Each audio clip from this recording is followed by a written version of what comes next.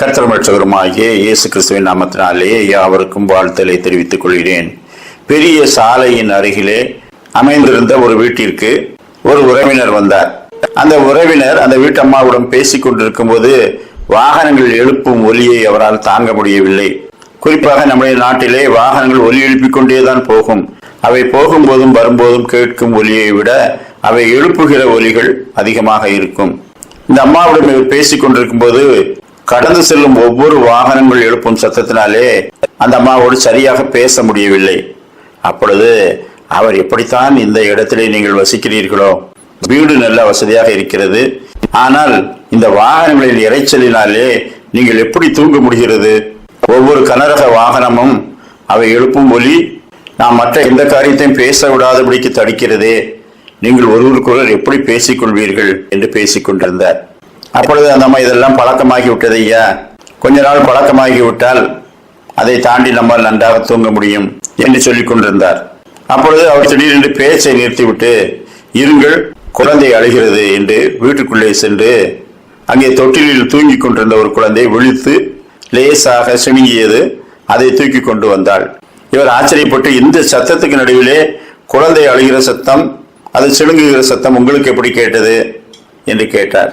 தாய்க்கு எப்பொழுதும் தன் குழந்தையின் மீது சிந்தை இருக்கும். வெளியில எத்தனை சத்தம் கேட்டாலும் குழந்தையின் சத்தம் அது எப்படி இருக்கிறது, அது எதற்காக அழுகிறது, இது எல்லாவற்றையும் தாய் அறிந்திருப்பாள். அதனால தூங்கி கொண்டிருந்த குழந்தையை ஒழித்து விட்டது, அது எழுந்து சிணுங்குகிறது என்பது எனக்கு மட்டும் சரியாக கேட்கும் என்று சொல்லி அந்த குழந்தையை அணைத்துக் கொண்டாள்.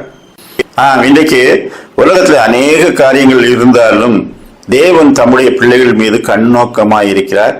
கர்த்தருடைய கண்கள் நீதிமான்கள் மேல் நோக்கமாயிருக்கிறது.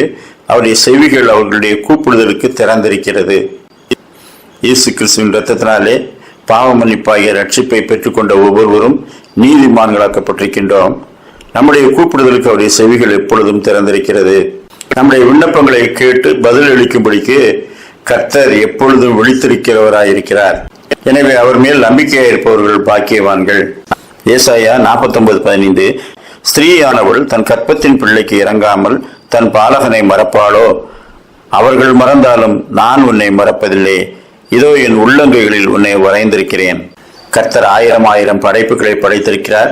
அவைகளை எல்லாம் பராமரிப்பதற்கு அவருக்கு நேரம் போதுமோ போதாதோ? நம்ம எல்லாம் நோக்கி பார்க்கிறாரா? நாம செய்கிறவைகளை எல்லாம் கவனிக்கிறார்களா என்று அநேகர் சொல்லுவார்கள். ஆனால் உண்மை என்னவென்றால், காதை உண்டாக்கினவர் கேளாரோ, கண்களை உண்டாக்கினவர் பாராரோ? அவர் மனுஷருடைய செயல்கள் எல்லாவற்றையும், எண்ணங்களையும், வாயின் வார்த்தைகளையும் அறிந்திருக்கிறார். அவர்களுக்கு அவர் தந்த பொறுப்புகளை அறிந்திருக்கிறார். இவைகளை குறித்து கணக்கு கேட்க அவர் ஒரு நாள் வரப்போகின்றார். வாழும் நாட்களிலேயே சிலருக்கு நீதியை சரிக்கட்டவும் செய்கிறார். கர்த்தருக்கு பயப்படுகிற மனுஷன் எவ்விதமாய் ஆசீர்வதிக்கப்படுவான் என்று அவரை நோக்கி பார்த்து அவருடைய வசனங்களுக்கு பயப்படுகிறவர்களுக்கு கர்த்தர் கிருபை உள்ளவராய் இருக்கிறார். ஒவ்வொரு நாளும் நம்மேல் நோக்கமாய் இருக்கிற அவருக்கு நாம் நன்றி செலுத்துவோம்.